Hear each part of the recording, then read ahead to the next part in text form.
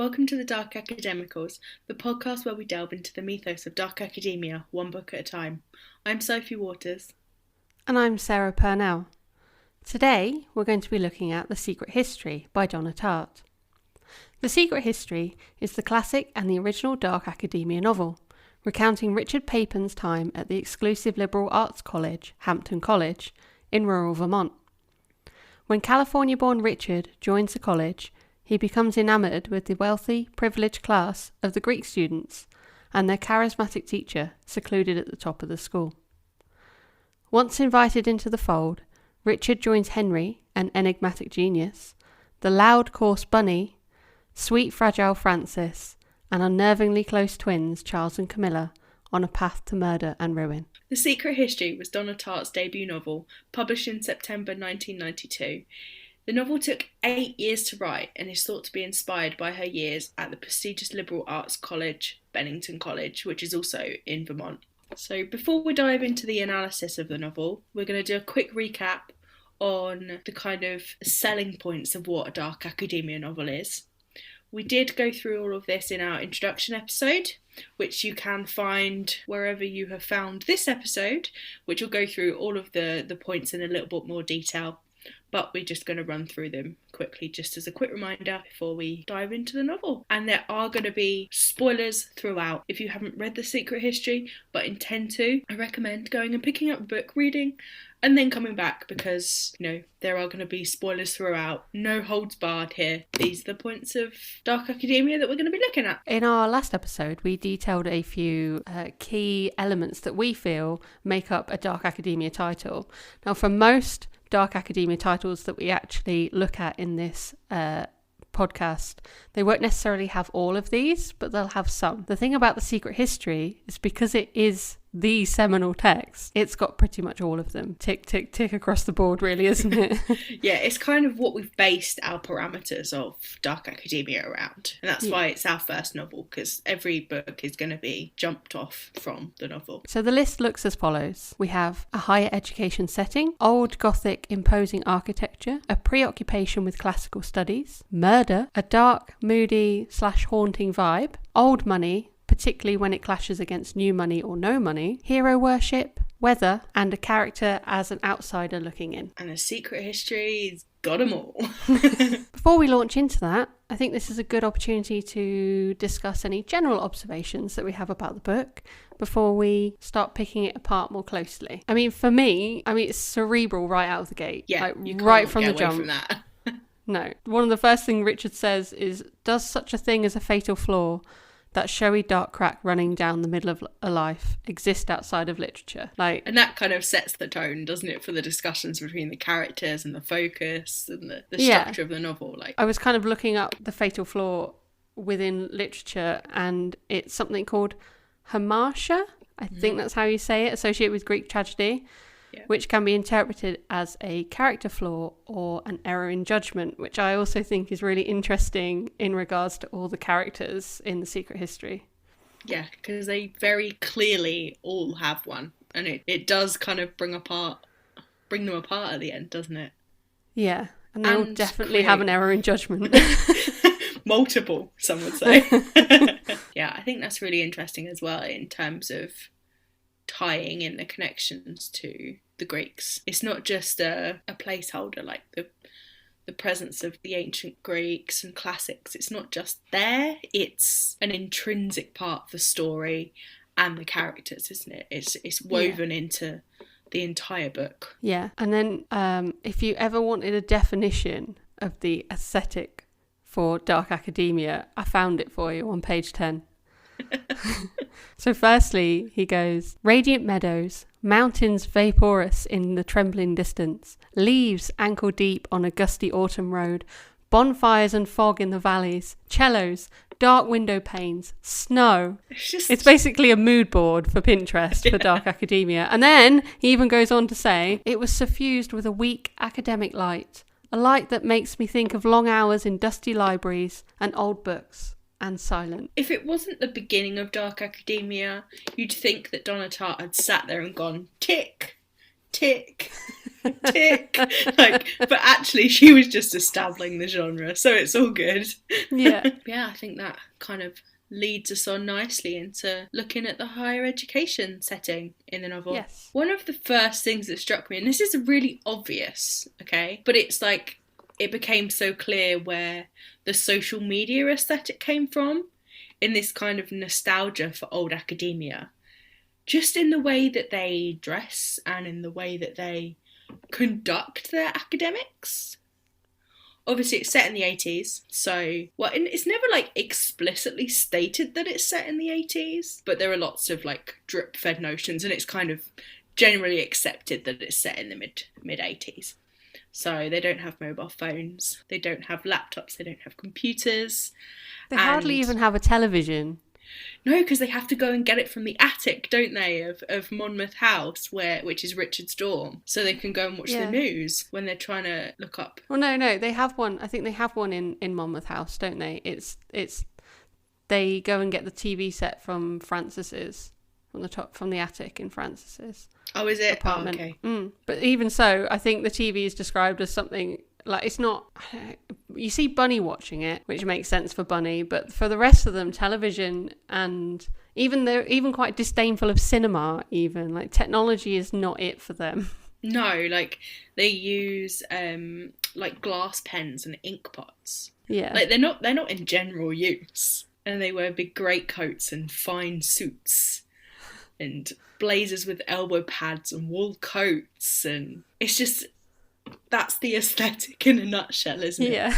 Like, putting the weak academic light over the top and you've got a perfectly set up Instagram shot that is pure dark academia. And I think because the last time I read this book, I looked back in my records, was 2017. So TikTok didn't exist. Yeah, in same. 2017. Mine was 2017. Yeah.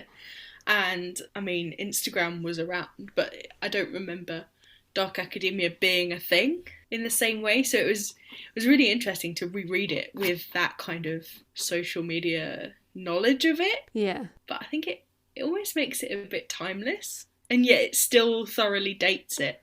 Yeah. It's a weird combination. It's like suspended in time, isn't it, this campus? And I guess that's also reflected in one of the other big signposts of old Gothic architecture. I mean, I don't know a huge amount about like that kind of architecture in America, but it's a lot more common here than it is in America, because America's so much newer. But I think some of the settings themselves kind of take on characters of their own, which is in the Gothic tradition, isn't it? And, absolutely. There's definitely a Gothic undercurrent to how certain things are described. So the Commons clock tower, ivied brick, white spine, spellbound in the hazy distance. Like, yeah, it's very Gothic even if the actual structure itself isn't Gothic.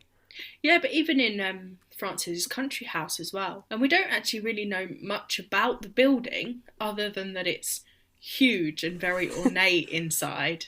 Lots of rooms and secret passages. Again, very Gothic. It makes me think of the Addams Family house. Oh, yeah. That's true. I can see that. I can definitely see that. And also with, like, the country house, it's the things that happen at that house that makes it Gothic too. Yeah. And the kind of spell that's woven over them while they're there. It's almost like a microcosm of summer, isn't it? Like, that ideal summer. That is like a perpetual summer at Francis's country house. Yeah, endless summer, which even though you know it's not summer, feels like summer. Yeah, because it's actually set in the fall, isn't it? When they spend a long time at the house. Yeah, like there's even they even mention Bunny going around saying that the snow is falling, like going from bed to bed, from room to room, saying that the snow is falling. But it still doesn't feel like it's winter or like late autumn. It feels like summer. Yeah, it's that kind of slow, languid, lazy summer, which is a very romantic idea, isn't it? It's all very romantic, isn't it, at the country house? Yeah, definitely. I think that's a part of like classical studies as well, and Greek and ancient Roman and Latin philosophy all kind of ties up together. Yeah. There's when Richard and Julian are talking, it's early on when Richard is explaining to Julian the California that actually doesn't really apply to Richard, but is that romanticised movie version of California. And Julian calls California romantic. And Richard, kind of going back to his own experience of California, says, "If by romantic you mean solitary and introspective," I said, "I think romantics are frequently the best classicists." Which I think it's just really nice kind of merging of that wistful whiling away the afternoons discussing ancient Greeks. Yeah. But also quite a different way of looking at classics, because later on he kind of turns that completely on its head and says, "For if the modern mind is whimsical and discursive, the classical mind is narrow, unhesitating, and relentless." So they use it for whatever they want it to be. Like, they're studying it for their own purposes, aren't they? Yeah. Which is definitely something we're going to talk about a bit later on with the just the bacchanal, no biggie. Just that wee small thing that happens that changes their lives. Yeah, just that pivotal moment in the book. That fascination with the classics and the classical world leads to murder, as it does. I mean, there was a lot of murder in ancient Greek mythology. I'm not saying that's a good excuse to indulge in it yourself. It seems to be for them, doesn't it? It's like, well, if they did it, why can't we? Yeah. But it was accidental, as far as we know. Yeah, well, yeah, the first one was. Yeah, the first one, obviously. Yeah. Yeah, the second one, not so much. That's definitely premeditated. I mean, technically, is there 3 murders because of the dog as well? Yeah. Deaths, there's also, remind us, if you have not read the book, spoilers. Henry, when Henry commits suicide at the end. Yeah. That's a very classical move, isn't it? It is. It's that kind of Greek tragedy ending for Henry, which is kind of the arc he goes on, doesn't he? Definitely. Yeah, with that, with those murders and that setting of a weak academic light, you can't escape the dark, moody vibe that permeates most of the novel, because it's set in winter, most of it, isn't it? All of the pivotal bits are set in winter or during snowstorms. I mean, Richard's narrative voice he's very morose, isn't he? He's very disdainful of a lot of things. Yeah.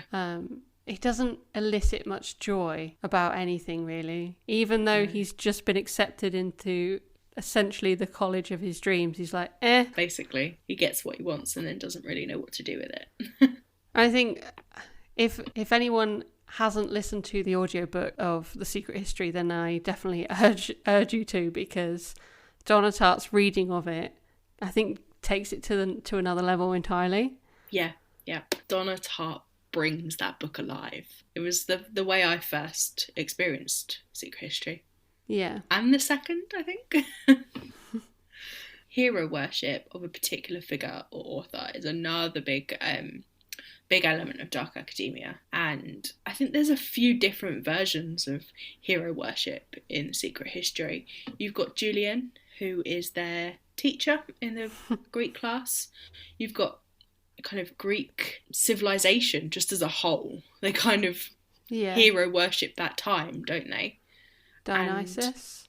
And Henry. Henry, definitely. And what I find really interesting is how all of those things crumble throughout the novel. Like, this hero worship brings them to this point of murder and the excuse to do so, and then from there it just falls apart, and they begin to realise, like, these figures who they've worshipped are actually just humans. True. I don't think, though, by the end, especially for Richard and Camilla, that hero worship will ever go away because of Henry's actions. Yeah, he martyred himself, didn't he? He became that figure of, he did this to save us. Yeah. Whereas Julian, I think, while there's affection, because Julian left them, he didn't, he just fled and left them to deal with everything when it was his class, his teachings, and his kind of pushing of this narrative and the interest in the bacchanal that pushed them into beginning this. Yeah. Because there's even a point where I think can't remember whether it's Henry or Francis. One of them says, oh, Julian's perfectly aware of what we're trying to do and he thinks it's a great idea. As any sane, normal teacher would, obviously. They put so much stock in him as this figure of mystery. I said it on the last episode and I'll say it again. He just needs to go to prison, that one. He does. But he's so detached. He purposefully doesn't get involved in any tangible way that he is culpable. Yeah. He's just this overriding influence and taking on this paternal figure for all of them, when none of them really have a paternal figure in their lives. They're all essentially orphans. Yeah. And he takes on that role and he takes advantage of it. But the difference is most of them have a lot of money. Which leads in, they may be orphans, but they're not poor orphans, which leads into the old money versus new money versus no money aspect. Richard very early on says, money, you see, was the only way to improve my fortune. There's this passage earlier on. It's a conversation between Bunny and Richard, where Richard kind of lies about where his money is from. And it's just, I don't know why, but I love this conversation. I'm just going to read it to you quickly. So they're talking about Henry and Henry's wealth. And it starts, family's got money like you wouldn't believe. Millions and millions. Course is about as new as it come, but a buck's a buck, know what I mean? He winked. By the way, meant to ask, how does your pop earn his filthy lucre? Oil, I said, it was partly true. Bunny's mouth fell open in a little round O. You have oil wells? Well, we have one, I said modestly, but it's a good one, so they tell me. Boy, said Bunny, shaking his head, the Golden West. It's been good to us, I said. Geez, Bunny said, my dad's just a lousy old bank president. And I think that really establishes like the status attached to certain types of money. Yeah. Because, it becomes clear very early on that the Corcorans don't actually have any money. No. They pretend they have money and they've kind of been accepted into that class status because they're good at pretending and they're good at ripping people off. But the second Richard says, oh yeah, I've got oil money, that's it. Everything that Bunny thinks about Richard changes in that way there. Kind of makes sense why he's a little bit secretive, because that's some serious cash. And I think he gains a little bit of respect for him then. I think that's probably why Bunny initially hangs on to him so hard, is because he's like, this guy's got some money, how much can I squeeze out of him? But, it is interesting when you see the different kinds of money that each of them have. So Francis, rich as you like there is literally no, it's a bottomless pit of money and it's old money. Whereas Henry has a lot of money, but it's newer money. And it's also kind of drip fed to him. He doesn't have access to it all. It's it's still controlled by his dad that gives him a monthly allowance. And then Camilla and Charles, who are, I don't want to say they're poor, but by rich people standards, they don't have any, they have assets, but I don't think they have access to cash. I think that's how I understand their situation. Yeah, I think so, because they say a lot that they're poor, but we don't really get much expansion on that, yet they fly all over the place and they never want for anything. So no, do they ever really find out that Richard is just dirt poor? I don't think they do they really? I imagine they probably know. I think it would be hard to not know. It's just never, you'd think it would be something, especially Bunny, if he caught wind of it, would love to rub in his face. I reckon Henry probably realised when he found him freezing to death in that shack. Because I know Henry plays it off as oh, you're so proud you won't ask for anything even though your dad won't give you anything, and you end up nearly freezing to death, and we're just yeah, well, don't like to ask. He must notice that his clothes aren't as expensive as his. He doesn't have these things. Speaking of freezing to death, we can now talk about the weather. It's one of my favourite topics. Sarah's favourites. I love the weather in The Secret History. I think it is used as a literary device expertly. Yeah, the very first line. The snow in the mountains was melting, and Bunny had been dead for several weeks before we came to understand the gravity of our situation. What an opening line. I love it. I love it so so much. It tells you so much. It does. In that first sentence. Really interesting is by the time you get to the point that Bunny has died and the snow has come, you kind of forget. Even though you know what's coming, you still, I don't know, you know it because she told you in the first sentence, and yet it's still surprising. Do you know why? Because I think there's no emotion in that. This is the beginning of Richard telling him his story, and he's like, yeah, we killed someone, but until, he'd been missing for 10 days and there were state troopers questioning us, we didn't realise how serious it was. It was all the snow's fault. It's the stupid snow's fault. It wasn't our fault. I think it says a lot about Richard as a narrator that I definitely didn't pick up on the first couple of times I read this. I learnt a lot about Richard in this reread. So did I. And they're not good things. Yes, then he goes on to say, and it might have been left at that, at quiet tears and a small funeral, had it not been for the snow that fell that night. Again. Not been for the pesky snow. Blaming the weather, kind of like it's almost like that Scooby-Doo, like, would have gotten away with it if it wasn't for those damn kids. Like, exactly. It's that kind of attitude, or it's like, they had a perfect plan, and nature ruined it. But, I mean, the snow did nearly kill Richard, so I guess he has some reason to be slightly annoyed at it. He actually says, like, and though I bounced back quickly in a short-term sense, in another I never really quite got over that winter. I've had problems with my lungs ever since, and my bones ache at the slightest chill, and I catch cold easily now, where I never used to. Oh, poor Richard. It's one of those, I know. I just realise he's just getting old. Like, sorry, mate, this just happens when you get old. But, I mean, it leads into that point of Richard being the outsider looking in. Like, he could not be more of an outsider without... Yeah. He might as well just be wearing a T-shirt that says, yo, I'm the outsider, because... Yeah.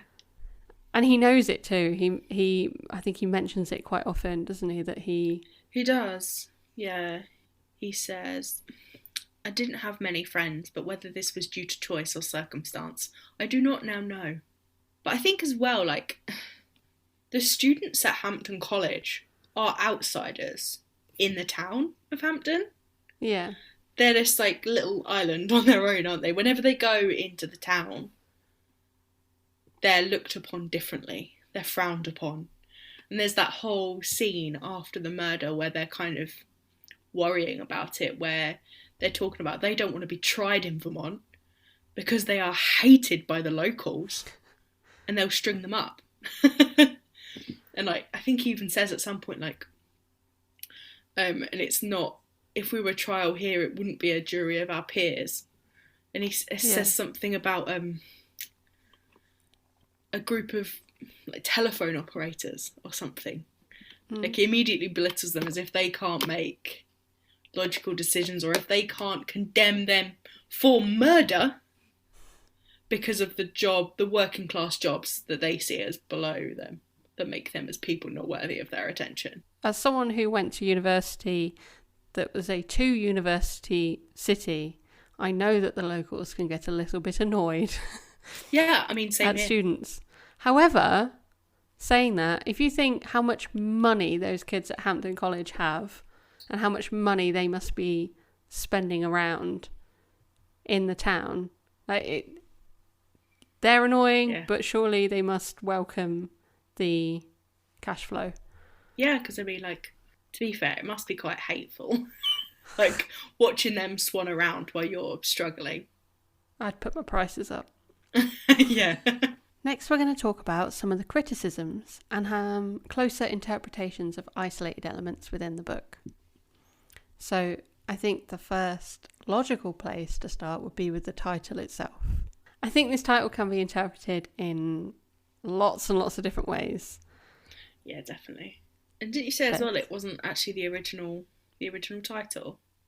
No, the original title was The God of Illusions. I think that works just as well, it does. to be honest. And then from the forward of chapter 6, it says, Dionysus is the master of illusions, who could make a vine grow out of a ship's plank, and in general enable his votaries to see the world and how the world is not. The title kind of reflects in the novel really clearly, and in, like, that kind of elite area of academics. that they're existing in. So I see that title as this is a secret history of what happened during their time at Hampton. But there's also the secret history of these characters in this time at Hampton that's even secret from Richard. Yeah. And like the unravelling of this ancient Greek civilization that they're studying.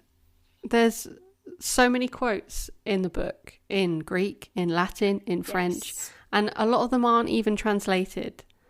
So it kind of alienates the reader and kind of like, you're not in this club either. Yeah. But it's also kind of, it accentuates that whole secret history. It's theirs, not yours. But I'm still going to tell you about it. Yeah. And I think that's also like, Richard's narration, he circles around lots of stuff, but he's very reluctant to give grisly details. Yeah. Like, he doesn't actually tell us. Like, we don't see on page Bunny's death. No. We see Bunny's face kind of realise what's about to happen, and then book 1 ends and book 2 starts. And that's Richard saying, you know, I think it's him talking about whether he's a horrible person or not. We don't actually see the murder. And the same with the Bacchanal. We don't see that on stage because that's not Richard's story, because he's not privy to that. Yeah. So much of the other guys' lives and experiences at Hampton, he's excluded from. Yeah. So they're very much keeping him on the side of the story, and kind of, he's there, but he's not a part of them. Again, like reflecting back his outsider status, really. Yeah. I did start translating a lot of the Greek and Latin and French. I don't think there's Greek so much because that's not very friendly to a printer. Yeah. But the Latin and the French. And I'm not even going to try and pronounce it. But my favourite one is Francis, and it's one of the first things he says to Richard. And I think my first time I read The Secret History, I didn't bother translating anything. So it just went over my head. I mean, you always get like the gist of something, as in like you get the tone of something, but you never, until you actually translate some of these phrases, you get a whole new meaning. Like Francis propositions Richard in Latin with what is essentially, shall we go to bed? Or like especially the French, will you go to bed with me? And Richard doesn't speak Latin. No. So he doesn't even know. I think there's lots of situations as well throughout the novel where when they're in the company of other people, they talk in Greek or Latin to each other. It's like when you're kids and you talk in pig Latin, isn't it? Or something. Or you make a code. Yeah. And then the one that really I found really interesting as well was, it's in like the first paragraph of chapter 1, and it says, "À moi, l'histoire d'une de mes folies." Sorry, French. Which means, well, I had to look up the translation because the literal translation works, but if you have a more scholarly translation, like because it's from Rimbaud's A Season in Hell. Okay. And it's more agreed that the more correct translation would be My Turn, The Tale of My Madness. Ooh. Which I think is really interesting. That is interesting, because I guess that's essentially what this novel is, isn't it? Yeah. They all go a little bit mad. First couple of times I read this book, I listened to it on audio, so I didn't really do any of the translations. And this time I reread it on my Kindle. And understandably, the Kindle dictionaries don't have Latin and ancient Greek in their little Kindle brains. And it's obviously just the very literal translation. And then I ended up taking a bit of a deep dive into The Secret History, the title itself, which led me into Procopius's The Secret History, which is a text from the mid-500s. As you do. As you do. So Henry on the back... would be proud. So I bought... Because again, of course I did. I bought the Penguin Classics edition. And on the back it says that The Secret History by Procopius, it depicts a holy Byzantium as a hell of murder and misrule. And that's on the back of the book. And there are a lot of references within Secret History to Byzantine or Byzantium ways of thinking or yeah, there's always something they'll be like, oh, well, that's very Byzantine of you. And so The Secret History by Procopius concerns 4 characters, plus Procopius, who is the court historian. It was the book he could never hope to publish in his lifetime because it was very critical of the figures of authority that were around him. And I think that the characteristics of a lot of the people within Procopius's book represent the excess and the elitist behaviours that we see with the characters in The Secret History. And I tried to kind of marry them up. So there's 4 characters. There's Emperor Justinian, Theodora, Belisarius, and Antonina. And I tried to marry them up with the characters in Donna Tartt's The Secret History. It doesn't quite work, but if you take the characteristics of each of those characters, it sort of works. In particular, Emperor Justinian, it even goes as far as to describe him as being demonically possessed. Oh. So there is one quote where it says, "And some of those who were present with the emperor late at night, men of the highest possible character, thought they saw a strange demonic form taking his place." Which I thought was really interesting, because when Julian says of the Dionysian worshippers that the revelers were apparently hurled back into a non-rational, pre-intellectual state where the personality was replaced by something completely different, not mortal, inhuman. And I think they do talk about that a bit when they're reflecting on the Bacchanal, don't they? They think they saw Dionysus. Yes. Henry definitely thinks he saw Dionysus. Yeah. And Emperor Justinian is described as cruel, venal, prodigal, and incompetent. I feel like Henry may have possessed me a little bit whilst I was going down this rabbit hole, because I could probably write a dissertation on this at this point. But there are descriptions which say he was dissembling, crafty, hypocritical, secretive by temperament, two-faced, with a marvellous ability to conceal his real opinions. So it's really easy to get these two mixed up because they are literally the same person. You know, it says he had little need of sleep and his appetite for food and drink was unusually small. Such things seemed to him an irrelevance. Like, well, who does that sound like? And like, Henry is such a big hulking guy, which I forget. Yeah. Like, when I'm reading, I don't picture him like that. I think Richard comments on that, doesn't he? He says that people often forget, and that's part of the persona that Henry puts forward. He puts I don't know, how do you do that though? How do you present yourself as someone that's not a giant when you're a giant? I think he does mention, like, the way he dresses and the way he speaks. It's very cultivated and very general. It's unthreatening, isn't it? Unless you know him. Yeah. Or unless he decides to let the mask slip and then just run. Yeah, that too. And not one to shy away from other rabbit holes. I'm not really a fan of philosophy in its raw form. Like, I find it dry. I find it very male. Oh, yeah.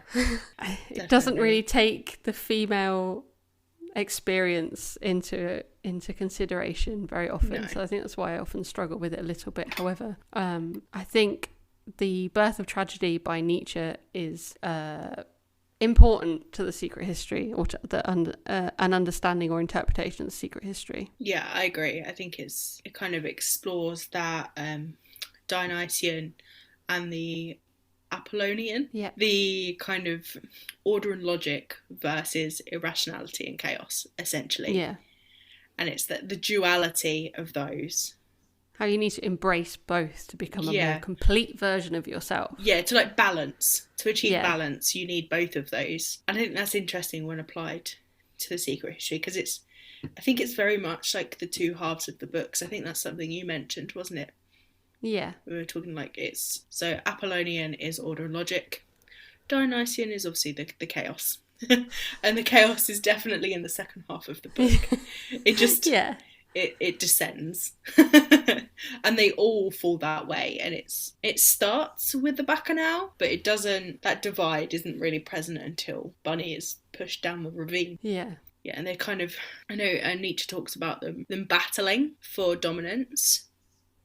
And I think Henry is kind of the epitome of that. I think in him it's like the order and logic of academia versus this desire. He wants to stop his brain, he just wants to feel. And that's that kind of letting go, and it's that constant battle in Henry. Yeah. I want to say everyone's met a Henry, but that's not true. Because if you've met a Henry, you wouldn't know you've met a Henry, for one. No. But he's just very typical of very intense, scholarly type people who have that singular focus. Yeah, and there's that kind of that potential for a trigger point. Yeah. That when they go off, they go off. They're all quite scared of him when he goes off. Yeah. Rightly so, because we know what he's capable of. But someone passing him in the halls isn't going to know that. I think that leads us nicely on to talking about the Bacchanal, which is kind of the first turning point in the novel, really, isn't it? Yeah. So when they're out of Francis's country house, something they've been trying to replicate is the Bacchanal. And there's very limited information on what the Bacchanal actually was in ancient times. We know that it was part of the Roman festival of Bacchus, and it's thought to originate from a Roman cult, but little is actually known about the rituals and rites. So this is something that Henry, Camilla, Charles and Francis are trying to recreate without really knowing what it entailed, but they know it when it happened. I think interestingly there are some sources that suggest the Bacchanal started as a female only kind of celebration. That connects with like the Maenad. Yeah. The men generally take it for themselves. And they brought in drink, they brought in lots of sex, they brought in probably mushrooms that made them see strange things. Yeah, because there's a bit where I think it's when Henry is explaining to Richard what happened, and he was like, the first couple of tries, we just got so drugged up that we passed out. But they never actually say what they did, other than some unfortunate sacrifices. Yeah, and they had to fast for 3 days before, which they found out that Bunny wasn't doing. But I think we never really know what happened. We get hints, we get a brief explanation, but most of the discussion around it is what they were trying to achieve. Yeah, we never know how it happened. We just know what happened after. We know the aftermath.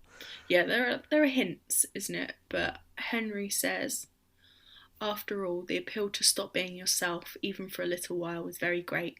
To escape the cognitive mode of experience, to transcend the accident of one's moment of being. There are other advantages, more difficult to speak of, things which ancient sources only hint at, and which I myself only understood after the fact. It's kind of almost like a religious awakening. Yeah. Is how he That's what describes he's hoping for. I'd be very interested to see, or to know what the others were hoping for, because I mean Bunny, I think he was just going along with it because how dare you leave me out, but I can't imagine he really understood what they were doing. No, I like the bit where Richard's found out about it, and he almost gets preoccupied with the actual acts themselves. He's like, basically he asks Henry outright, well, did you have sex? What happened? And Henry's like, oh yeah, that happened, but more importantly. Yeah, and again, when he's talking to Charles about it, Charles said there was a certain carnal element to the proceedings, but the phenomenon was basically spiritual in nature. It's very kind of we did some dodgy things, so we're just going to skip right past that, pretend that didn't happen. That's Charles all over, though, because as we find out later that he slept with Francis upon occasion, but it's not, for him it'd be oh, well, it just happened, he was there. Or he conveniently doesn't remember in the morning. Yeah. So those kind of details is described as a heady kind of life-changing experience, but no one actually remembers or is willing to admit that they remember what happened. I mean, it's quite clear that Camilla is traumatised after it. Oh, absolutely, yeah. And she doesn't speak for days. No, God knows what they took, to be fair. But then again, there's this passage from Charles when he describes it, which I'm just going to read quickly because I think it's a really beautiful passage, and this is probably the biggest explanation we get of the Bacchanal. It was heart-shaking, glorious. Torches, dizziness, singing, wolves howling around us, and a bull bellowing in the dark. The river ran white. It was like a film in fast motion, the moon waxing and waning, clouds rushing across the sky. Vines grew from the ground so fast they twined up the trees like snakes. Seasons passing in the wink of an eye, entire years for all I know. I mean, we think of phenomenal change as being the very essence of time, when it's not at all. Time is something which defies spring and winter, birth and decay, the good and the bad, indifferently. Something changeless and joyous and absolutely indestructible. Duality ceases to exist. There is no ego, no I, and yet it's not at all like those horrid comparisons one sometimes hears in Eastern religions, the self being a drop of water swallowed by the ocean of the universe. It's more as if the universe expands to fill the boundaries of the self. You have no idea how pallid the workday boundaries of ordinary existence seem after such an ecstasy. It was like being a baby. I couldn't remember my name. The soles of my feet were cut to pieces and I couldn't even feel it. So it's that kind of like euphoric, just pure escape, which I find interesting for a bunch of people who are so wealthy and are so privileged and they have the whole world at their feet, but they just take it for granted and mostly just piss it away. Yeah, it's like, well, we've got this, so where else can I go? For a lot of people that aren't with the same privilege, it's like, well, if I had the same amount of money, I'd be able to do this and this. But when you've got that amount of money, it's like a hierarchy of needs, isn't it? It's like, I've got this, well, what's next? Like, what else can I aspire to? It's like the earthly plane is no longer enough. Yeah. Whereas Richard at the beginning of the novel, that goal, that seemingly unattainable thing that the Bacchanal is for Henry, is going to Hampton College. Yeah, and then it's getting into the Greek class. And then staying there. He's the only one that goes to complete his degree. Because there's a point in the novel where he says, the others can go and do what they want, but I can't. Like, I can't afford another year. I can't afford to go to another school. This has ripped up my transcript. No one will have me. Yeah, I mean, even Henry, they've got 2 weeks left and Henry's like, oh, doesn't matter. Yeah. Like, well, you need to finish your degrees. Like, I don't need to finish anything. He's a 10th grade high school dropout. Yes. And it's like, because he didn't take the SATs because he doesn't like taking tests. Yeah. So he has an aesthetic objection to tests. Imagine the luxury of that. Yeah. Me too, mate. So we're going to talk a little bit about like the misogyny and the treatment of women in the novel. We are going to touch upon this a little bit more in depth with regard to Richard when we speak about him specifically in a little bit. But I just wanted to talk a little bit about the way that Bunny torments Camilla specifically in his attacks on each member of the gang after the murder. So after they all murder the farmer, Bunny finds out and he kind of takes it upon himself to attack each of them in like that specific way that he knows affects them the most. And because Camilla is a woman, he goes at that.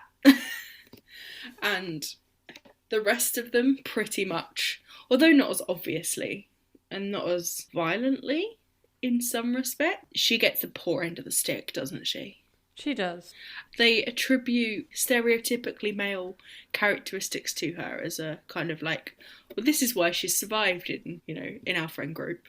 Yeah. There's even a point where Richard says, being the only female in what was basically a boys' club must have been difficult for her. Miraculously, she didn't compensate by becoming hard or quarrelsome.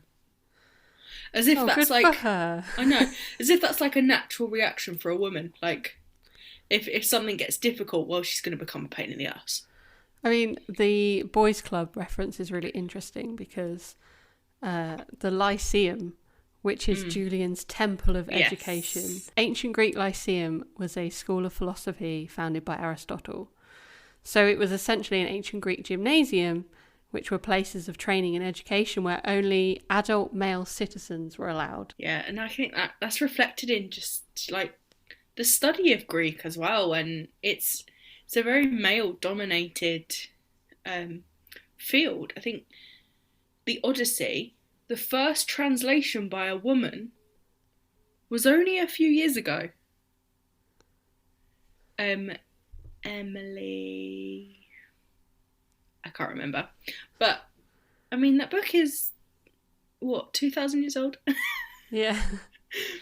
Probably not that long, but it's a very male-dominated field in all areas, and it's almost miraculous that she's there and can hold her own to them. And that's what makes her acceptable, that she does have those reputable qualities. She is academic. She's beautiful. She's waspish. But she can also drink like the boys. Yeah, it's interesting, isn't it? Because I think I've got some points on this later where Richard kind of how he beholds her, but she is allowed into the boys' club as long as she acts like a boy but doesn't look like a boy. But also, like, there's always a caveat to everything. It's like everyone has to be careful around Camilla. Everyone has to take care of her. Yes, there's definitely a paternal aspect to how they treat Camilla a lot of the time, which, I mean, it could be a lot worse, but it definitely could be a lot better. Yeah, definitely. I think that there are very few female characters in the book. She doesn't have friends outside of the boys. She doesn't have, it's not like when you see Judy Poovey and her friends. I think you said that Judy is one of the few characters that is just consistently and openly herself. Yes. And even when she's shamed for it, often by Richard, she just carries on because she knows who she is, and she's got those female friends that back her up on that and allow her to exist in that space. And Camilla doesn't have that, and the women have done a real disservice in this novel. The few of them that there are. But I think, as well, though, it makes an interesting talking point, because this is what it is still like for a lot of women in these elite higher education settings. Yep, absolutely. And I think that kind of falls quite nicely into something I noticed while reading is the incompetence of the teachers.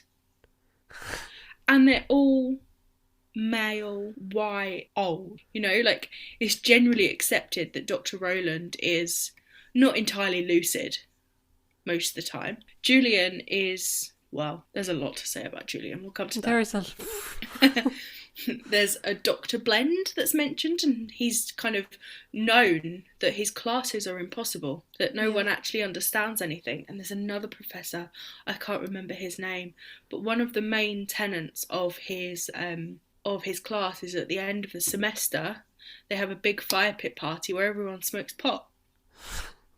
There's only one accessible teacher at that place, and that's the French lecturer. But even he's not quite all there, is he? Talking about his enemies. If you had to pick one. Yeah, if you had to pick one. He's always talking about his enemies out to get him, and he's always like, "Shh! Don't tell anyone that I told you this, because they're coming. They'll have my head. They will." Okay, maybe just don't say it then. Don't say this to students. It's just like, and none of their positions are questioned. They're just accepted. They have tenure, and that's that. Yeah, and again, I think Julian only gets away with it is because he doesn't take a wage. Allegedly, doesn't take a wage. Is $1 for tax purposes. So the school don't have to. They can't even argue that they're paying him for what. It's like, well, they're not paying him. So. Yeah, and I guess they're getting the kids' tuitions, aren't they? Yeah. There's a quote reference from a film, an American film or TV series, and I can't remember what it is, which is very helpful, but it stuck with me. It's one of those things that I heard years and years ago, and only more recently it's kind of occurred to me how awful, but also how indicative it is of a woman's experience in the Ivy League kind of collegiate world. And it's just this joke that women go to these Ivy League colleges to get their MRS. What's that? What? They're missing. Oh, wow. I think there's also like the exclusion of non-white, non-acceptably academic topics.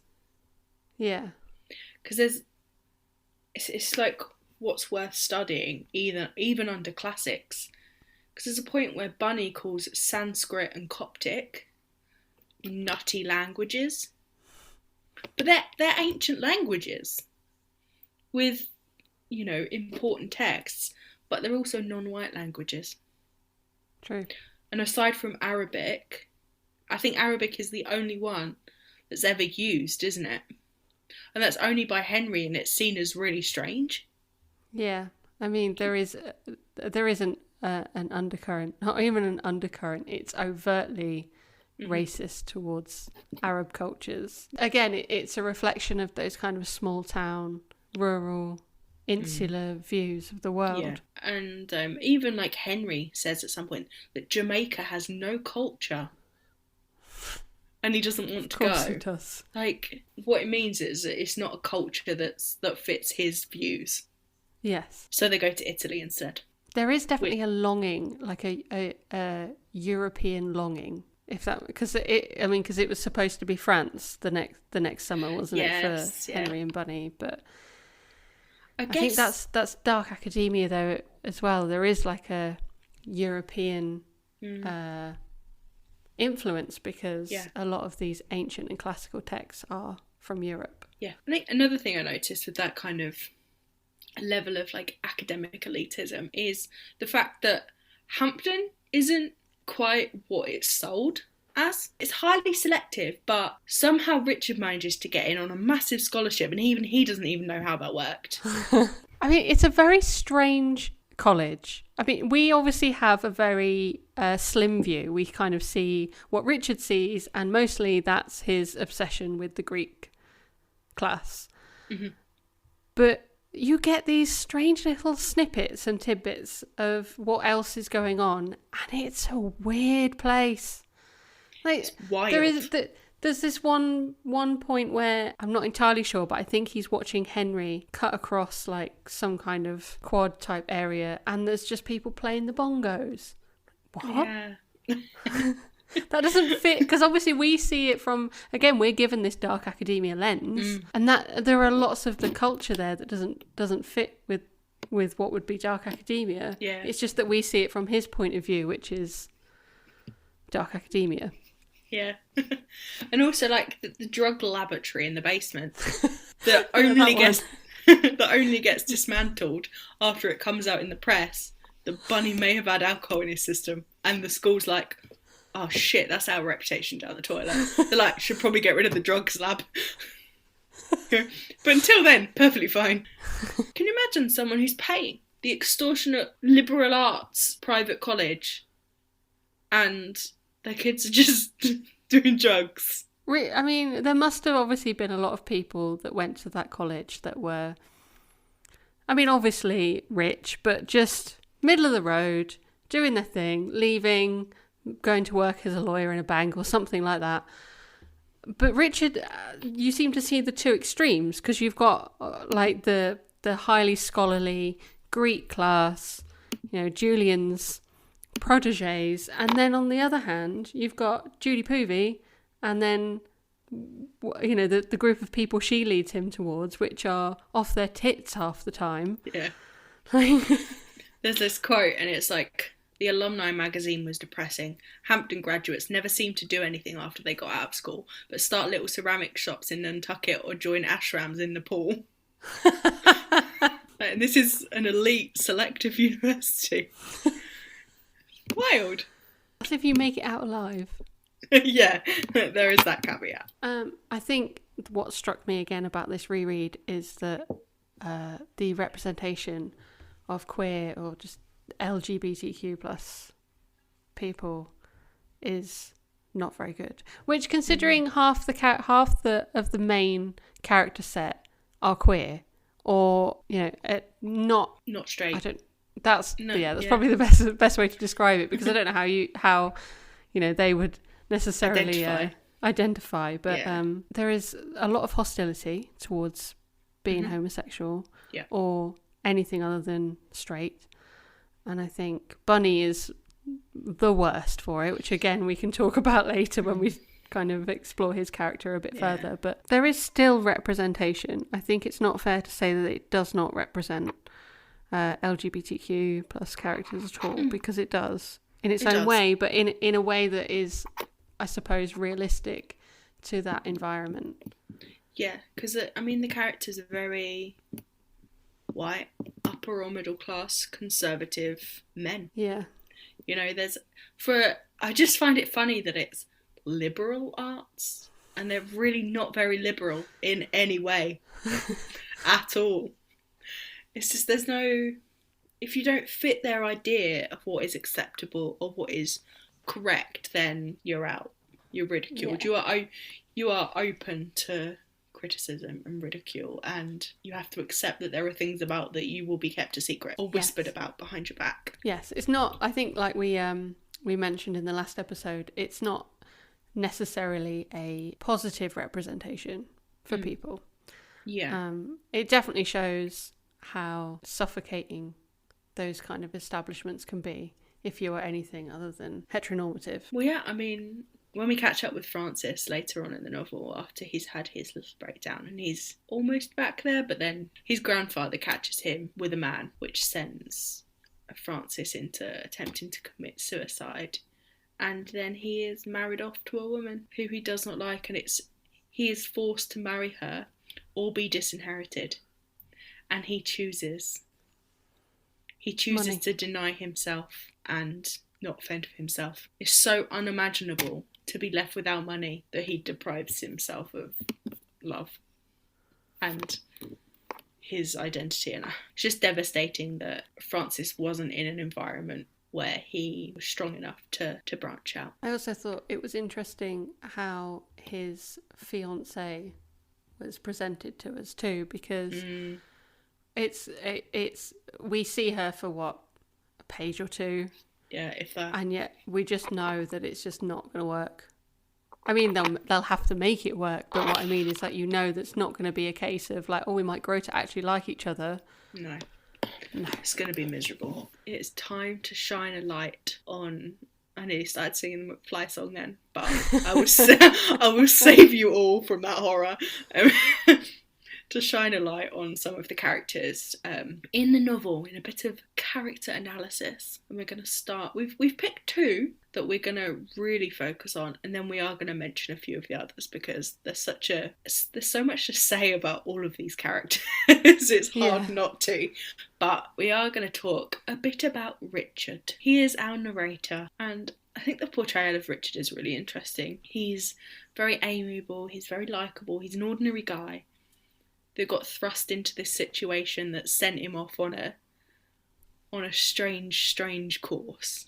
He's also like a character that you can project yourself onto. Like he's almost a bit of a blank canvas in the beginning, isn't he? Like, yeah.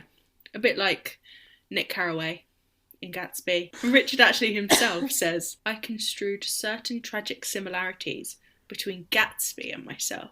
I find it interesting that he puts himself as Gatsby, when to me he's very clearly the Nick Carraway. Oh, yes, definitely. I mean, he's one of those people that it feels like he's destined for more. Like this, he's one of those horizon starers, you know, like this can't be it for me. Like I have to go out there and find more, which is fine. A lot of people feel that way, and they go out and they follow their dreams and they find new ways of living. I think his outlook as well often can be quite negative towards other people around him. 100%. He almost looks at other people who are happy with their lot and like, you know, they're fine, like this is it for me, this is fine. He kind of looks at them with like arrogance and almost disgust. It's like, I have the higher intelligence to understand that there's more to this. Yeah. You know? But I think that's really interesting compared to like, I found this amazing blog post, which will be linked in our show notes so you can give it a read. But it kind of theorises that Richard's plainness is Tartt placing him as the chorus of the Greek tragedy. Which I thought was really interesting because he isn't invited to the Bacchanal. He isn't supposed to be there for Bunny's murder. He's just trying to explain it to us. Yeah, he's the witness and the storyteller. And he's also the last man standing in a lot of ways. Yeah. He's the legacy of this story because everyone else has, I guess, fallen off their pedestal or died. Oh, died. And I think he He also fell all the way off the pedestal. yeah.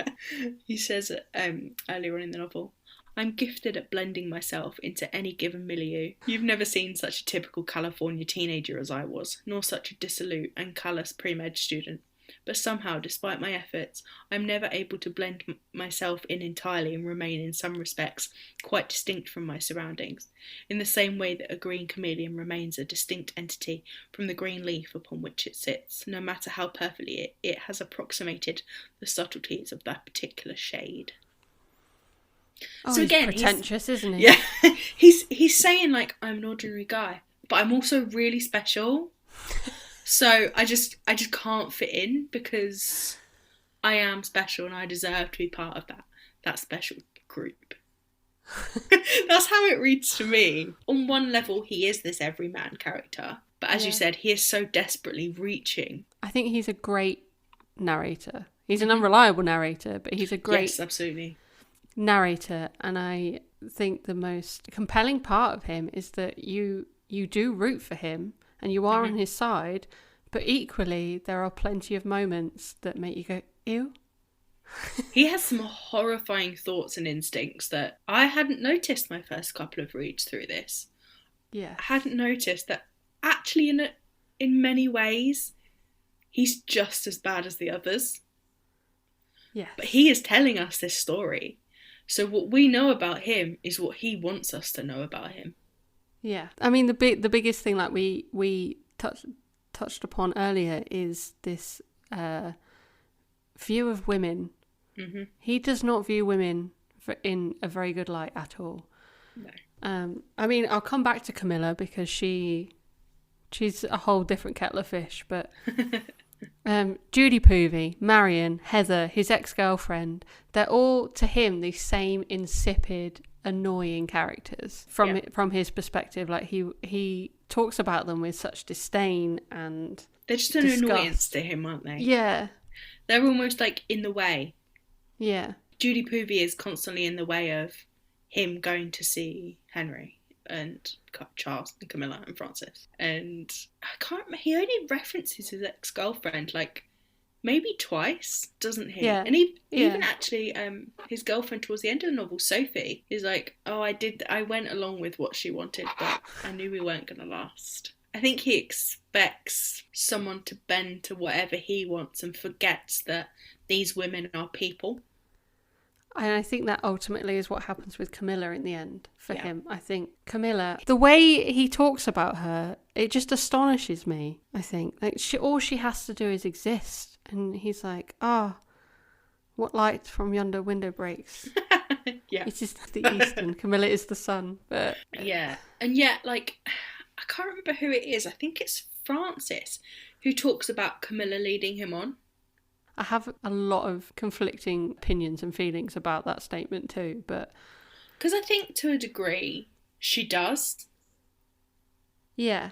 But he also is complicit in that. He wants her to.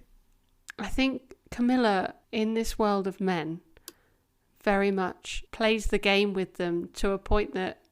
Obviously not to a dangerous point, but almost to keep her position, she gently kind of keeps them all... interested in her. Yes. Yeah. It's almost like she thinks that she has to be an object of desire in order to remain relevant to them. And I guess you can't blame her for that. That's just her reacting to her... it's her reacting to her environment. I mean, she often described very angelic, like she's very cherubian, isn't she? However, she's also described as having a boy's haircut or her feet are boyish. Like there's always something about her appearance that he particularly likes about her that's boyish. Yeah, that's true. I don't really thought about that, actually. I feel like you can read Richard's character as at least very curious about his sexuality.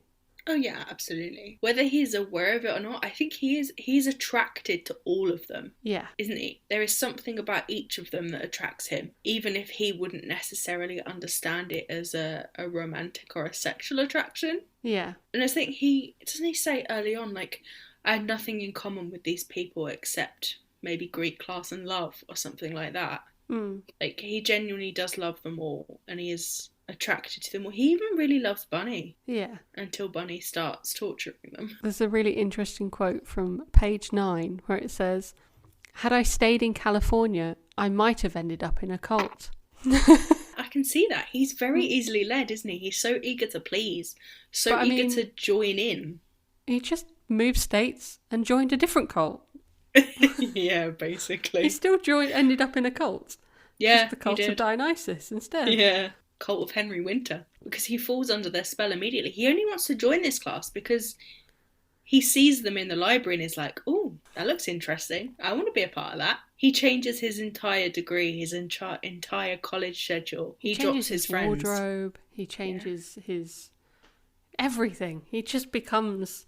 he picks up a personality rather than develops one. Yes, because he knows they won't accept him as a scholarship student. I don't know if it's redeemably, but I think he at least doesn't join in with some of the inflammatory statements that some of his friends makes. At least he doesn't join in with it, but he doesn't like right the wrong.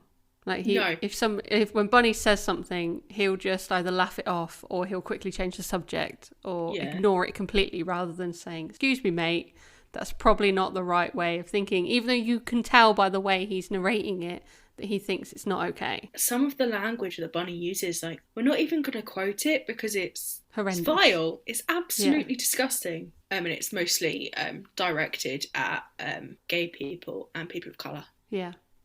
And it's like, although he doesn't go out of his way to challenge how he thinks about it, he just accepts that that's what Bunny thinks, and it is an opinion that is acceptable to say out loud. Just want to also quickly say how I feel like Richard kind of has his own bacchanal of sorts. When he's really sick in the winter and he's seeing things that aren't there, and he even says himself that like we mentioned earlier, that he doesn't feel like he was the same again afterwards.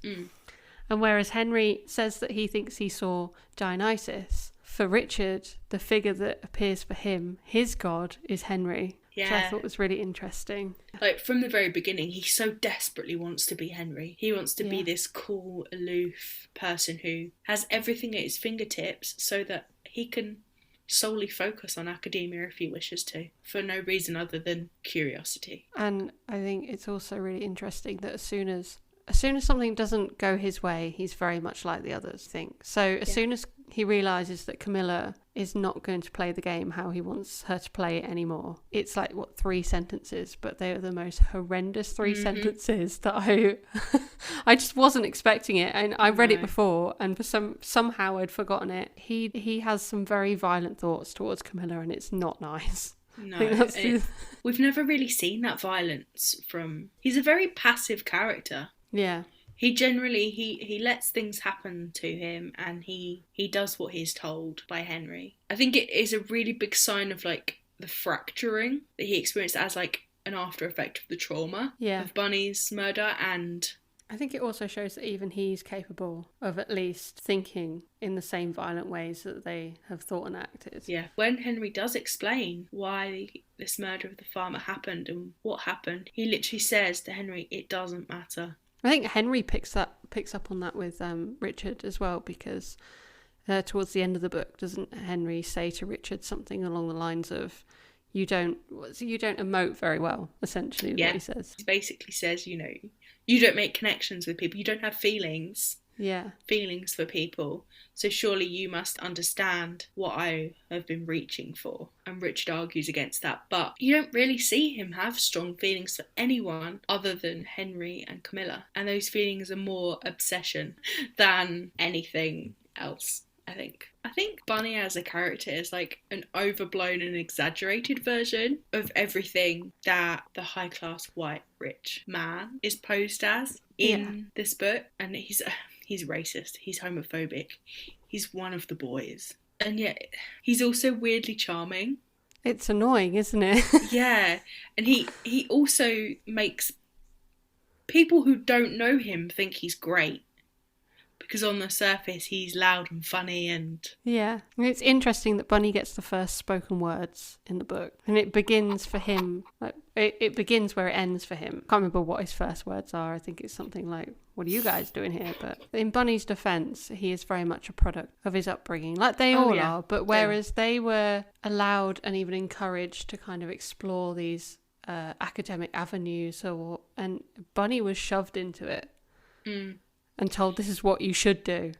Yeah. I think he's dyslexic, isn't it? I think so, yeah. I don't think it's explicitly said, but I think it's quite obvious. He always needs help with his spelling and his writing and his essays. And he was really good at drawing. I think even Henry says that he should have been an artist, kind of guided down that route rather than... Yeah, but he's expected to be a banker, like his dad is. Yeah. I find he it is gloriously annoying, though. As a written character, the fact that he's playing the marching tunes at like 2 a.m, can you imagine that as somebody in your dorm? That would be enough to want to kill him. The thought would cross your mind at 3 a.m, wouldn't it? It would. Bunny's obviously a really important character because he's the whole reason that they have an issue. I mean, an issue is putting it blandly because it's murder.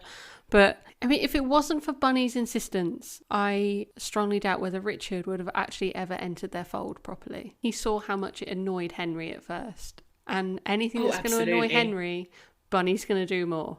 I imagine he was the type of character to act out and do things to get attention. Definitely. And I think that's basically just an extension of that. And instead of applying to Henry in the ways that Henry would respect, he isn't that person. No. He does what he knows. Yeah, he draws uncomfortable truths out. He brings out everybody's dirty laundry for everyone to see. Mm-hmm. He likes to catch someone in a lie or, ridicule them for an aspect that they would rather other people didn't know. I think it does take away the fact that he is a human in some ways until that letter resurfaces and to Julian and we're like, oh, actually this was a real person who was scared that his best friends murdered someone. But I also don't have a huge amount of sympathy for him as a character. Yeah, he makes it very difficult for you to be sympathetic towards him. And we're also seeing it through the narrative of one of the people that murdered him. So yeah, exactly. He would be shaping him in a way that justifies that murder. This book has lots of problematic aspects. There are lots of criticisms, but it's wild and clever and compelling and so rich. And I do think you can acknowledge those criticisms and still love a text. And I love The Secret History. I miss it already. Yeah, it's such an all-encompassing world. Especially when you read it all 630 pages in 5 days. Like we did this week. It attaches itself to you, doesn't it? Yeah. And there's still that nostalgia. There's still that longing for that academic environment, even though you've seen the catastrophic fallout of it. It's a one-of-a-kind novel, and it's going to be the launch pad for the rest of this podcast. We have books that align closely to The Secret History. We have those that seemingly have no connection. But actually, they may be more similar than we first thought. And our next episode is going to be focused on If We Were Villains by Emma L. Rio, which we think is the natural successor to The Secret History. If We Were Villains was published in 2017 and is about Oliver Marks, who is a young actor studying Shakespeare in an elite arts conservatory. When Oliver has served 10 years for the murder of one of his closest friends, a murder that he may or may not have committed. And on the day he's released, the detective who put him in prison, who has always known that there is something else that he doesn't know about this case, has come to find out, finally, what really happened. So join us for our next episode, where we'll be looking at If We Were Villains by M.L. Rio. I hope you've enjoyed our exploration of The Secret History, and we'll see you next time. Bye!